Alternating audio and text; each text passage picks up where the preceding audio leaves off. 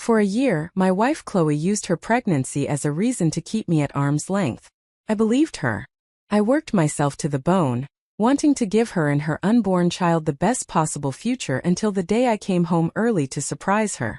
Instead, I saw her outside a clinic, wrapped in a passionate kiss with my best friend Leo Vance. She laughed, tapping him playfully on the chest. "Don't worry, Ethan's still completely clueless. He actually thinks I'm pregnant. All his money will be ours soon enough." In that single moment, the entire world went silent. My blood felt like it turned to ice, only to rush to my head and explode a second later. I quietly deleted the bookmark for the high-end nursery I was planning to order from and dialed the number I hadn't touched in 3 years. "Grandfather, the 3-year challenge ends today. I'm done playing." There was a brief pause on the other end. Then a voice, aged but full of relief, came through. "It's good to have you back, son. Welcome home. Helios Corporation is yours now. Hey honey, I had my checkup today. The doctor said the baby's perfectly healthy, but I really need to take it easy for a while. It's going to be a little expensive." The iMessage from my wife, Chloe, glowed on the screen, punctuated by a string of sad face emojis. I stared at the words checkup, and the image of her kissing Leo outside the clinic flooded my mind. My stomach churned. For an entire year, she'd used this pregnancy to keep me sleeping on the couch. I thought she was just being cautious, taking every precaution for our child. I handed over every paycheck, rode the subway for an hour each way, and lived off cheap sandwiches. Also, she and the baby could have a better life. I actually thought I was the luckiest man in the world. Turns out I was just the world's biggest fool. I wasn't just being played, I was the whole damn game. My face was a mask as I texted back. "I understand. How much do you need?" "Well, there's the mortgage this month, my prenatal vitamins, and I want to get a few things for the nursery. I think about 5,000 should cover it," Chloe replied quickly, her tone casual, entitled. A bitter laugh escaped my lips. 5 grand. My take-home pay after killing myself all month was 4,500, and she just casually asked for 5,000. The old me would have immediately started calling friends, maxing out credit cards, doing whatever it took to give her what she wanted. But now I calmly typed my response. "I don't have it." The message was sent. Silence on the other end.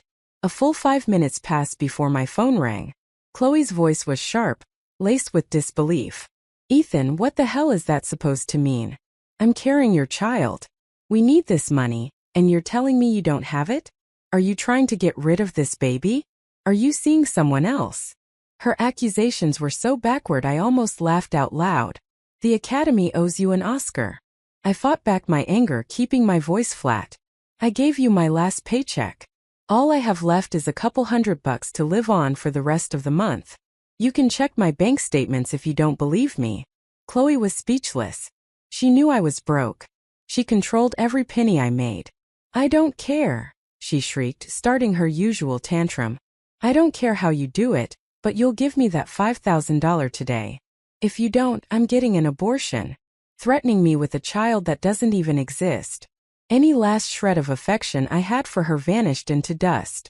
"Do what you want," I said the words and hung up the phone. Then I blocked her number. Silence. I leaned back in my cheap office chair and closed my eyes. 3 years ago, to prove I was more than just a trust fund kid, I made a bet with my grandfather. I would live as a normal person for 3 years without a single penny of the family's money. In those 3 years I delivered food, worked in sales, and was now a junior designer at this small firm. I'd seen the best and worst of people, and I met the woman I thought was the love of my life, Chloe. I had naively planned to tell her everything when the challenge was over, to give her the wedding of her dreams, to make her the happiest woman in the world. The irony was crushing. The challenge as of today was officially over. I opened my eyes. They were cold. All hesitation gone. I found that number buried deep in my contacts and made the call. "Grandfather, the 3-year challenge ends today. I'm done playing." There was a brief pause on the other end. Then a voice, aged but full of relief, came through. "It's good to have you back, son. Welcome home. Helios Corporation is yours now." Chapter 2. Less than a minute after I hung up, a private number called me. I answered. A crisp, professional female voice spoke. "Mr. Cross, my name is Ava Sterling. Your grandfather sent me to assist you. I'm waiting for you downstairs. I'm in a black Rolls-Royce Phantom. Understood. I ended the call, picked up the tedious sales report I've been working on, and dropped it straight into the trash can. Then, as my coworkers stared in confusion, I walked to my department manager's office. The manager, Mark Warren, was a greasy man in his 40s, currently scrolling through his stock portfolio with his feet on his desk. He didn't even look up when I walked in. Ethan, is the report done? No, I said flatly. Then what are you doing in my office? You looking to get fired? He asked, finally lifting his head with an annoyed expression. That's right, I said, looking him in the eye. I quit. And you're fired. Mark stared at me for a second, then burst out laughing as if I were a complete idiot. Ethan, did you finally snap from being broke? Has your brain melted? Me fired? Who the hell do you think you are talking to me like that? I ignored him, pulled out my phone and called Ava, putting her on speaker. Ava, the company I'm at is called Apex Designs. I need you to complete a full acquisition within 10 minutes. Also, inform them that the new owner's first decision is to fire the design department manager, Mark Warren. Ava's response was immediate, without a hint of hesitation. Yes, Mr. Cross. Mark's laughter died in his throat. He stared at my phone, his expression shifting from mockery to confusion and finally to panic. What? What is this? Some kind of prank? Who do you think you are? You can't just act this out in the office, he sputtered, his bravado failing him. I didn't waste any more words on him and turned to leave. Just as I stepped out of his office, the company's owner, a portly man with a perpetually sweaty brow, burst through the main door, panting. Trailing behind him were several men in sharp suits, radiating an aura of absolute power. Warren, get your worthless ass out here right now. The owner's roar echoed through the entire office. Mark scrambled out of his office, his face a mask of sycophantic terror. Mr. Peterson, what are you doing here? What am I doing here? I'm here because you're about to sink my entire company. Mr. Peterson slapped Mark hard across the face, then pointed a trembling finger at the men in suits. This is the legal team from Helios Corporation. Our company was just acquired by Helios. Now immediately pack your crap and get the hell out. You're fired. Mark was completely stunned. He collapsed to the floor, staring in disbelief at my retreating back. The entire office was dead silent. Everyone, my now former colleagues, looked at me as if I were an alien. I didn't look back. I just walked downstairs. A brand new gleaming black Rolls-Royce Phantom was parked at the curb, drawing stares from everyone on the street. The back door opened and a stunningly beautiful woman in a bespoke power suit stepped out. She looked at me and bowed a perfect 90 degrees. Welcome back, Mr. Cross. Chapter 3. I sank into the plush leather of the Rolls-Royce's back seat, the interior filled with a faint, clean scent. Ava handed me a tablet displaying the organizational chart and core assets of Helios Corporation. Mr. Cross, here are the financial reports for the last 3 years. Your personal accounts have been unfrozen. Your current liquid capital stands at $20 billion. I glanced at the impossibly long string of zeros, feeling nothing. These numbers were just a tool. A tool for my revenge. Leo Vance, I said, sending his name and photo to Ava. I want everything on him. Right away. Ava's efficiency was remarkable. In less than 30 seconds, Leo's entire life story was on a tablet. Leo Vance, 28, project director at Aura Innovations with an annual salary of $200,000. He's currently heading up an AI project codenamed Genesis, which is critical to Aura's future. He owns a condo with a mortgage and drives a BMW 5 Series. Project director. A cold smile touched my lips.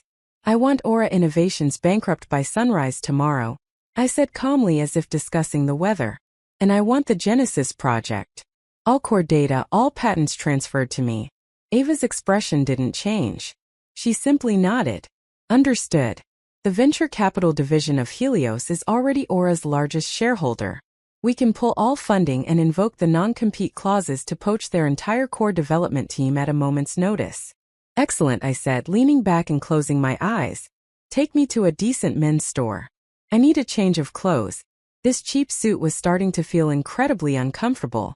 Half an hour later, I walked out of a top-tier luxury boutique.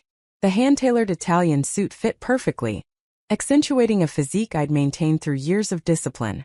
On my wrist was a Patek Philippe worth more than the entire company I just left. Clothes really do make the man. The person in the mirror was both a stranger and intimately familiar. That commanding presence I had suppressed for so long was finally back. Just then my phone rang. A new number. I answered it, and Chloe's furious voice erupted from the speaker. "Ethan, you got a lot of nerve blocking me. Let me tell you something. I want that $5,000 and I want it now. Where are you? Bring it to me." She must have used someone else's phone to call me. Listening to her bark orders at me was almost comical. "Where are you?" I asked. "I'm at the Galleria in Midtown shopping. You need to get here right now. I'll give you 30 minutes. She hung up before I could reply. "The Galleria? Perfect." I turned to Ava. "Take me to the Galleria." "Yes, Mr. Cross." The Rolls-Royce glided smoothly toward the most opulent shopping center in the city. The show was about to begin. The Galleria was a temple of luxury, a place where money flowed like water. When I arrived, I saw Chloe and Leo at a high-end jewelry counter admiring a diamond ring. Leo was looking at Chloe with a doting expression while she slipped the ring on her finger, a picture of pure bliss. All the anger and impatience from her phone call had vanished. They looked like a real couple and I was just the ATM funding their perfect life. I stood a short distance away watching them. "Oh darling, this one is gorgeous. It's called the Eternity Heart. But it's $50,000, Chloe cooed, leaning against Leo. Leo waved his hand dismissively. "If you like it, we'll get it. What's 50 grand? Once Project Genesis goes public, 100 million will be pocket change." "Oh, you're the best," Chloe squealed, planting a kiss on his cheek. The salesperson beamed, laying on the flattery. "You have a wonderful eye, madam, and you, sir, are clearly a man of great success." It was then that Chloe spotted me. The smile on her face evaporated, replaced by a look of pure disgust and annoyance. She clicked over to me in her high heels, looking down her nose at me. "What are you doing here? Did you bring the money?" Leo sauntered over, wrapping an arm around Chloe's waist and shooting me a mocking, provocative smirk. Well, if it isn't Ethan, come to deliver your wife's allowance."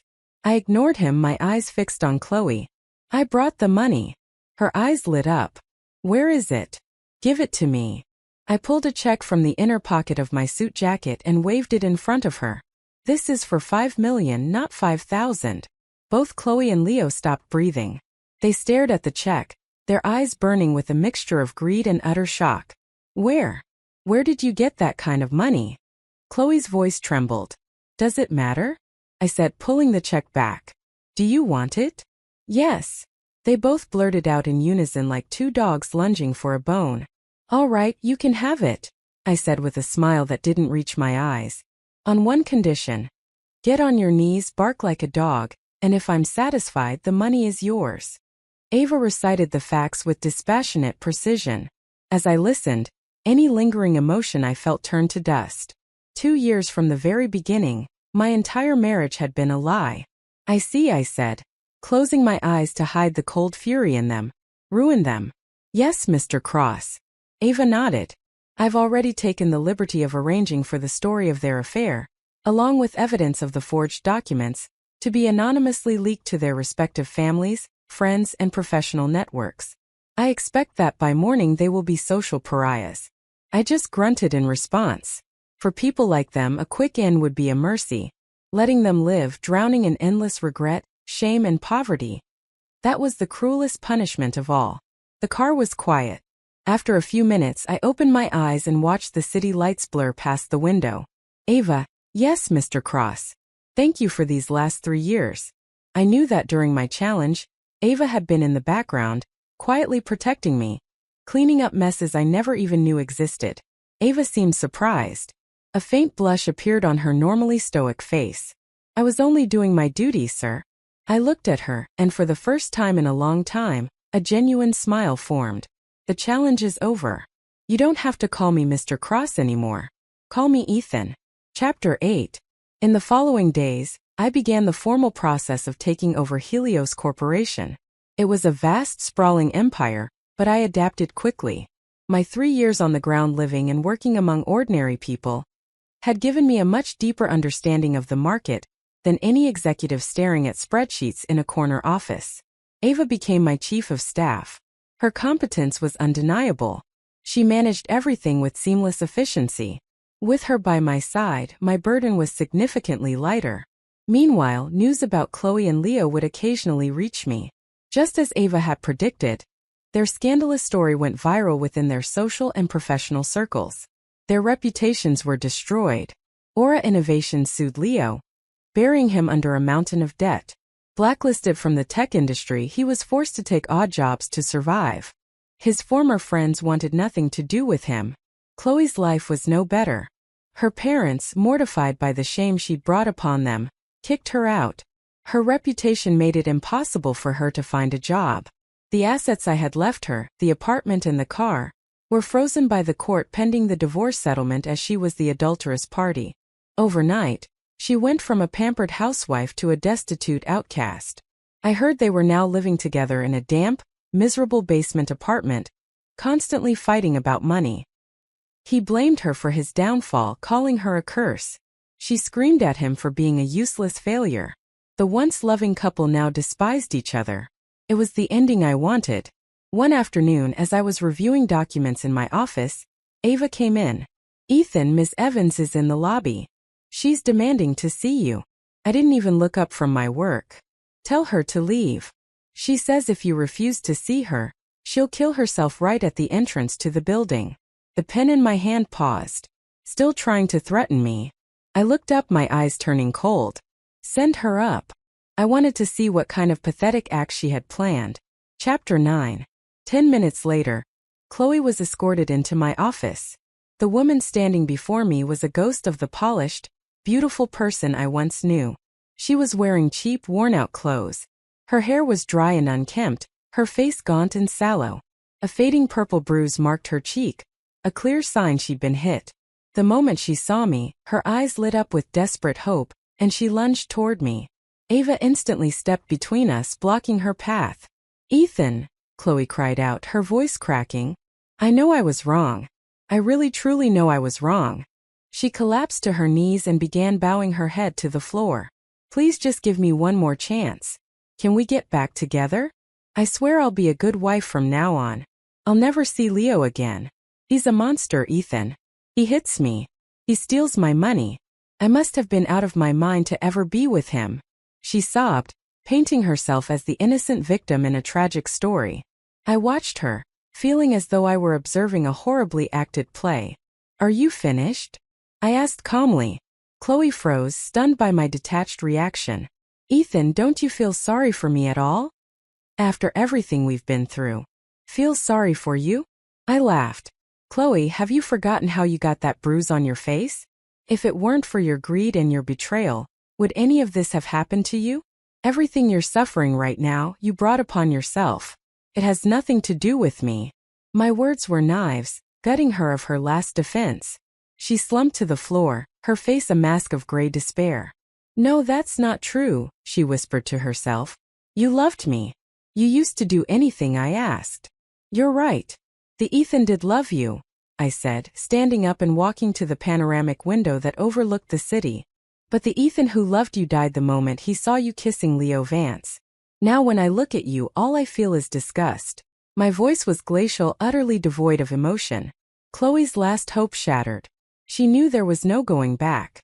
Suddenly, like a woman possessed, she scrambled up from the floor and charged at me. "Ethan, if my life is ruined, then so is yours. We'll go to hell together." In her hand, a small gleaming fruit knife had appeared from nowhere. She lunged, aiming the blade directly at my chest. Chapter 10. Faced with Chloe's frenzied attack, I didn't even flinch. Ava moved. Her actions were a blur of speed and precision. In one fluid motion, she executed a perfect restraining hold, pinning Chloe to the floor. The fruit knife clattered harmlessly on the ground. "You fool," Ava said, her voice like ice as she applied more pressure. Chloe screamed in pain. "Call the police," I instructed calmly. Attempted assault should be enough to keep her busy for a while. The authorities arrived quickly and hauled away the sobbing, defeated mess that was Chloe. The office was quiet again. Ava picked up the knife with a tissue, wrapped it, and disposed of it. My apologies, Ethan. It was my failure that allowed her to bring a weapon in here, she said, bowing her head slightly. It's not your fault, I replied, looking at her. I underestimated the depths of human depravity.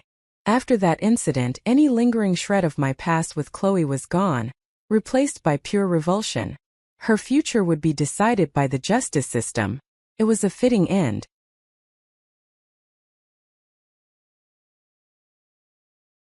Ethan, Ava said suddenly, her voice hesitant. What is it? Leo Vance is dead. I was surprised. Oh, he jumped from an overpass. He died on impact, Ava reported. He was buried in debt and couldn't find work. I suppose he couldn't take it anymore. I was silent for a moment. I never wanted him dead. I just wanted him to experience the same hopelessness he had put me through. I never imagined he was so weak. It's for the best, I said quietly. It's over. For me, Chloe and Leo were just a footnote in the story of my life. Now that chapter was closed. My revenge was complete. Chapter 11. With the drama of Chloe and Leo finally over, my life returned to a new exhilarating normal. Under my leadership, Helios Corporation thrived, reaching unprecedented levels of success and market value. I became the new titan of the business world. People fawned over me and socialites vied for my attention. I turned them all down. After Chloe's betrayal, I was wary of letting anyone get close. Ava remained by my side as my chief of staff, managing my professional and personal life with flawless precision. She was brilliant, capable, and beautiful. Yet she always maintained a perfect professional distance. We were a CEO and his second-in-command, the most synchronized team in the corporate world. One evening, after a long and exhausting business gala, I returned to my penthouse apartment. Ava had a remedy for the long night waiting for me. You worked hard tonight, I said, taking the glass from her. The warm drink settled my stomach. I was only doing my job, she replied, her standard answer. I looked at her in the soft light of the apartment. Her profile was perfect, her cool demeanor hiding a gentleness I was only just beginning to notice. Eva, I said, setting the glass down, how long have you been working for me? She thought for a moment, counting from the day your challenge began. It's been 3 years and 2 months, and you were with me in the background this whole time. Yes. Why? I asked. With your skills, you could have gone anywhere at a much better career. Ava was silent. She looked at me, and in her clear eyes, I could see a universe of unspoken thoughts. She took a deep breath as if summoning all her courage. Because the first time I saw you, you were on a street corner feeding a stray cat. I knew then that you were different from all the other men born into wealth. I was stunned. I never thought she would remember such a small, insignificant moment. So you were willing to gamble your future on a loser like me? You were never a loser, Ava said, her voice firm with conviction. You were just hiding your brilliance. I always believed that one day you would soar. Her gaze was filled with a profound trust and something more, adoration. In that instant, my heart, which had been guarded for so long, felt a powerful jolt. All this time, when I was at my lowest, someone had been there silently believing in me, supporting me. Perhaps this was the real point of my grandfather's challenge, to help me see who was real and who was fake. I stepped forward and gently pulled her into an embrace. Her body tensed for a moment, but then she relaxed against me. Ava, I whispered into her ear. Thank you, and from now on you're fired as my chief of staff. Her body went rigid. She pulled back to look at me, her eyes glistening. Ethan, are you letting me go? Seeing her on the verge of tears, I couldn't help but smile. You goose. I leaned down and kissed her. Be my partner for everything, always. Chapter 12. Ava and I were married. The news sent shockwaves through the business world. No one could believe that I, the most eligible bachelor in the country, had chosen my own chief of staff. But only I knew that she was the greatest treasure I would ever find. We had a magnificent wedding. My grandfather, his eyes wet with tears, personally placed Ava's hand in mine.